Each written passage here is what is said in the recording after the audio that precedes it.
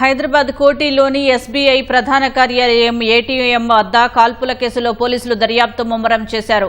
వస్త్ర వ్యాపారి రిన్షద్ ఏటీఎంలో 6 లక్షల రూపాయలు నగదు జమ చేయడానికి ఉదయం 7 గంటల సమయంలో వచ్చాడు. అప్పటికే అక్కడ ఉన్న 2 దోపిడీ దొంగలు తుపాకీతో కాల్పులు జరిపి 6 లక్షలు దోచుకుపోయారు.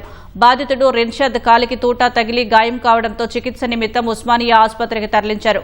పక్కా పథకం ప్రకారమే 2 దోపిడీ దొంగలు రెక్కీ నిర్వహించి మరీ కాల్పులు జరిపి నగదు దోచుకుపోయినట్లు పోలీసులు భావిస్తున్నారు. నిందితులు పోలీసులను తప్పుదోవ పట్టించడానికి బాధితుడి ద్విచక్ర వాహనంపై పారిపోయి కాచిగూడ రైల్వే స్టేషన్ సమీపంలో రోడ్డుపై దుస్తులు మార్చుకుని రైల్వే స్టేషన్లోకి వెళ్లినట్లు తెలుస్తోంది. తిరిగి బయటకు వచ్చి ఆటోలో ఎక్కి సికింద్రాబాద్ రైల్వే స్టేషన్ వరకు వెళ్లినట్లు పోలీసుల దర్యాప్తులో బయటపడింది. ఆగంతకుల కదలికలను బట్టి అంతరాష్ట్ర దోపిడీ దొంగలుగా పోలీసులు అనుమానిస్తున్నారు. నిందితులు ప్రయాణించిన ఆటో డ్రైవర్ను కూడా పోలీసులు విచారించారు. వారు ఆటో హిందీలో మాట్లాడుకున్నట్లు తెలిపినట్లు సమాచారం. పోలీసులు 5 ప్రత్యేక బృందాలతో నిందితుల కోసం గాలింపు చర్యలు చేపట్టారు.